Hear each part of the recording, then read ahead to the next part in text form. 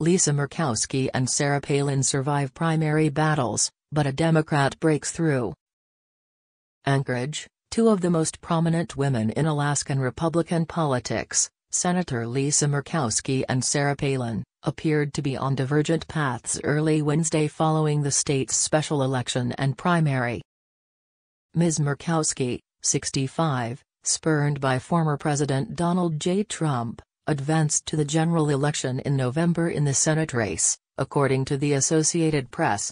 Ms. Palin, 58, who had Mr. Trump's backing, also advanced in the fall for an open House seat but was trailing her Democratic opponent. Both races captured the fierce division among Republicans across the country and gave a glimpse into the independent and libertarian streak unique to Alaskan politics. They also underscored the surprising sway of Democrats in what has been a reliably red state, as well as the power of Native voters, a sizable electorate that does not predictably break for either party. The support of Native voters was key to the strong showings of both Ms. Murkowski and Ms. Palin's main Democratic rival, Mary Peltola, a former state lawmaker who is Yupik and who would become the first Alaskan Native in Congress if elected. More than 15% of Alaska's population identifies as indigenous. Still, final official results in the elections could take days and even weeks, as election officials in Alaska continue to collect and count mail-in ballots. The races Tuesday also tested a new complex voting system that allowed voters to rank their preferences in the special election. The process had rankled some Republicans who worried about losing power, but was seen by its proponents as encouraging candidates to appeal to voters beyond their base. In the Senate race, Ms. Murkowski has been in one of the toughest fights of her political career after voting to convict Mr. Trump in his impeachment trial following the January 6, 2021, attack on the Capitol. Although she has lost support among Trump Republicans, she has tried to forge a path to victory by solidifying a coalition of moderate Republicans, Democrats and independents that has helped keep her in office for 3 terms. She and Trump-endorsed Kaylee Chibika advanced in a 19-way Senate primary. Ms. Murkowski was in the lead by 3 percentage points.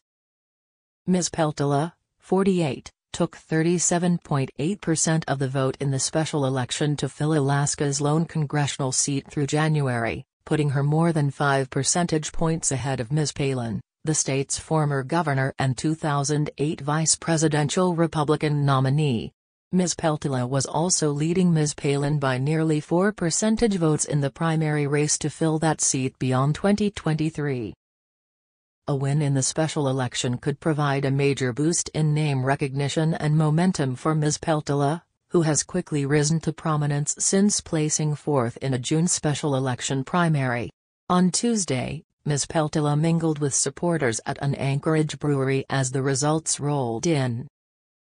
"It's just really overwhelming to see the kind of support that I'm getting," she said. "I am hopeful." The House race began taking shape soon after the sudden death in March of Don Young, who represented Alaskans in Congress for nearly 50 years. As she has attempted to stage a political comeback, Ms. Palin has leaned on a solid base of support among evangelical conservatives and Trump devotees. She has shunned the establishment and mostly ignored the press. But a debate has brewed among Republicans over whether she is pursuing the seat in the name of public service or celebrity. Ahead of Tuesday, she and her top Republican challenger, Nick Begich III, had been trading barbs over their brands of conservatism and loyalties to Alaska.